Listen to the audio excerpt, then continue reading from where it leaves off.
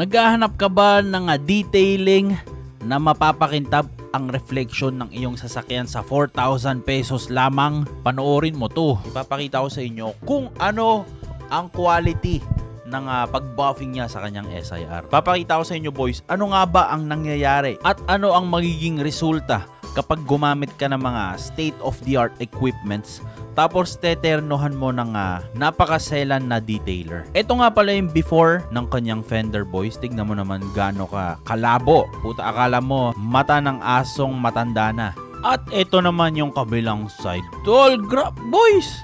Tignan mo naman kung gaano kakintab yung reflection na yan. Pagang! Kitang-kita mo na yung kabilang barangay sa sobrang linaw ng pagkakabuffing na yan, tol. Sa mga gusto nga pala magpa-detail at pakintabin ang mga sasakyan, ito ang Facebook ni Jaja. Pwede kayong magpagawa dyan, boys. Simulan na natin yung video. Let's go! Itong tropa ko nga pala na si Justin Benitez, galing pa ng France. Tropaan niya actually si Victor Wembanyama, pero dahil nahilig siya sa mga Honda Civic SIR at na fall in love siya dito sa boylet niya na si Kevin, dumayo na siya dito sa Pilipinas, sa lugar natin, no? Tsaka yung mga ginagamit nilang mga compounds dito, dahil top of the line nga lahat to guys, hindi to basta-basta. Kinuha po to sa Mount Everest. Yellow yan guys, yung pinapahid niya na yan. Niebe. Nakain pa ng shark yung balikat ng tropa ko dyan, pero nakakabit pa rin yung kanyang kamay. Ganon ka-special yung compound ni Jaja.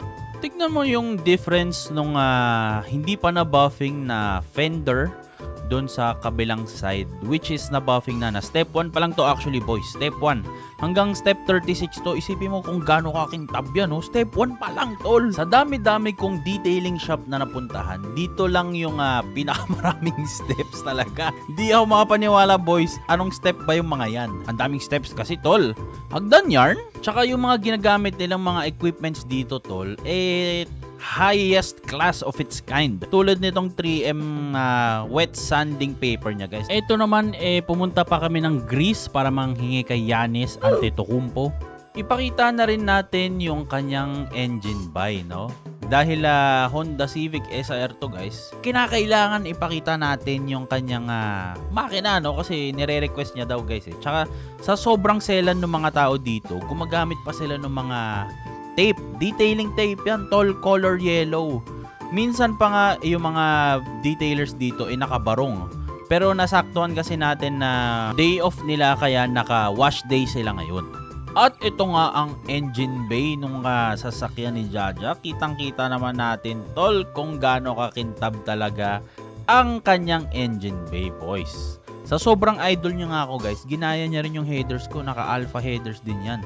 Pati radiator, valve cover, lahat na lang ginaya niya guys dahil sobrang idol niya pa ako. Ayaw niya pang aminin. Etong side nung kabilang sasakyan ni Justin hindi pa natin nababuffing. So basically ganito siya nagsisimula guys, no? At kita naman natin na sobrang labo pa at namumuti pa. Puta, parang galing ng Sahara Desert. Bakit ang puti?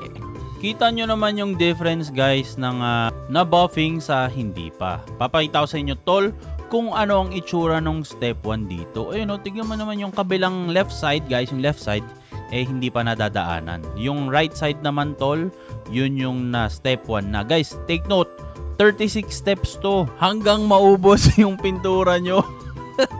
Guys, joke lang, 3 steps lang talaga to actually. Yung step 1, step 2, tapos step 3 which is yung wax na.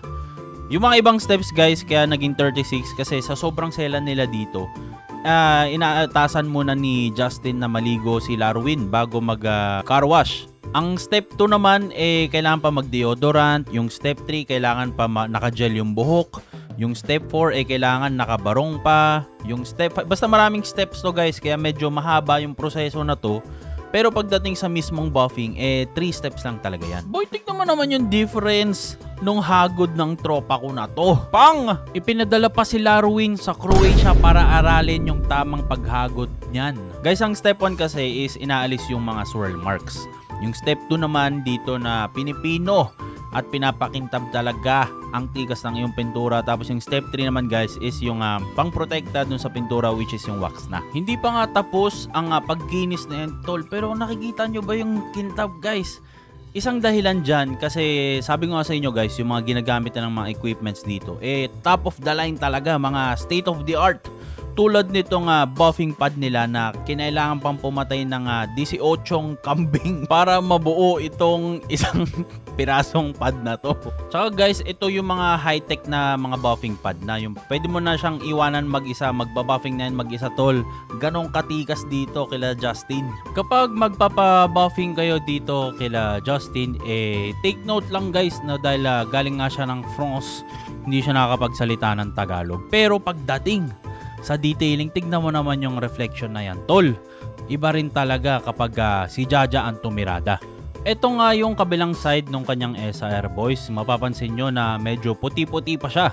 At ito naman si Larwin, nagpe-prepare na siya para sa step 2. Kailangan niya ng planchahin yung kanyang barong. Ito naman si Papa Carl, ang head ng operations dahil medyo professional kasi kami dito guys. Hindi basta-basta ang mga ginagawa namin dito. Meron din kami nga tinatawag na back-end. So makikita nyo sila sa mga susunod na vlog boys. Pero so far, tandaan nyo ang itsura ng SR na to dahil pakikintabin ni Justin yan. Dito nga ipinasa na ni Jaja kay Larwin yung kanyang buffing machine dahil medyo sumakit na daw yung likod niya dahil meron silang ginawang kababalaghan ng kanyang boylet na si Kevin. Ayan, ipinapakita niya guys kung paano niya binakbakan yung behind ni Justin Benitez. Ayan, natatawa pa siya guys, di niya alam anong ginagawa niya. Pinasa niya guys at dahil siya na lang daw ang pipinger ng kanyang special sauce. Pinapakita pa rin talaga ni Kevin kung paano niya dinila-dilaan ang joystick ni Justin. Ayan o, natutuwa pa siya niyan tol. Tuwang-tuwa yan siya guys. At tila bumaliktad ang mundo, biglang inutusan ni Larwin ang kanyang bossing. Sabi niya, bapingin mo yan. At so far guys, ito na ang natapos natin ngayong hapon. Kitang-kita talaga natin guys yung difference simula kanina. Magmula pa lamang sa hood guys. Guys, take note. Step 1 pa lang to. Uulitin ko for the 80th time. Step 1 pa lang to guys. Pero nakikita naman natin ang diferensya talaga. Ang susunod nating babakbakan is itong stroller na to. Hindi ko alam bakit nandyan yan. Pero ni-request ni Tita Bambi na gusto daw niya na maganda ang stroller nung kanyang apo. Ito naman yung mga panahon na view talaga ni Justin yung profile ko dahil idol na idol niya si Bush, yung aking SIR. Dito na nga lumabas na yung ating taga-quality check, si Sister Carl.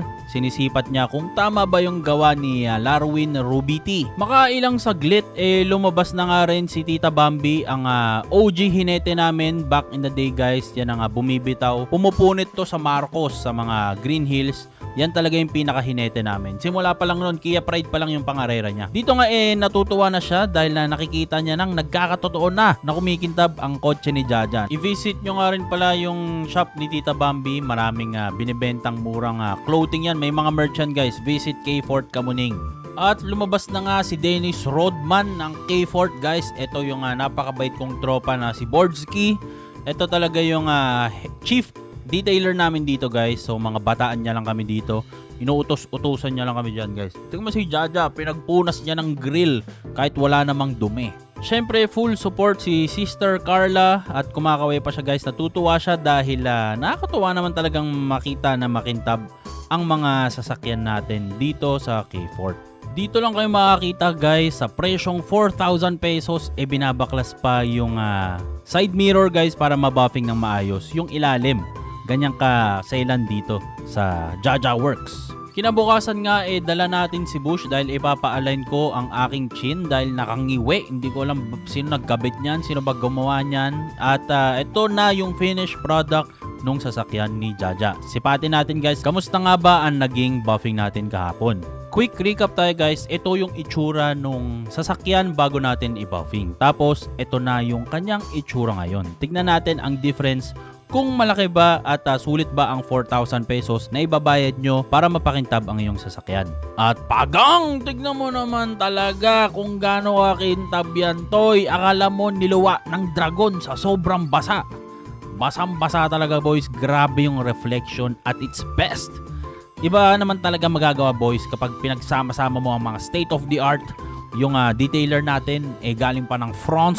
Yung kanyang helper pinag-aral pa sa Croatia para aralin ang tamang paghagod ng microfiber towel. At yung mga ginagamit dito guys pinaghalo-halong mga shawarma sauce. Ito ang magiging resulta. Tignan mo naman yung hood tol. Grabe talaga sa pagkabasa. Mukhang mapipilain pa yung langaw kapag nagkamali siya ng dapo dyan. Para sa mga faded na sasakyan dyan guys, dalhin nyo muna dito kay Justin Benitez at para ma-assess niya kung mababalik niya pa ba sa buhay ang faded mong pintura. Tignan mo naman yung tirada niya dito kay Osama, yung ating SR guys. Pinadaanan ko lang yan sa kanya tol, pero tignan mo naman naglalawa. Magkamali ka lang talaga ng hawak dyan tol, baka mabalian ka pa ng daliri sa sobrang dulas.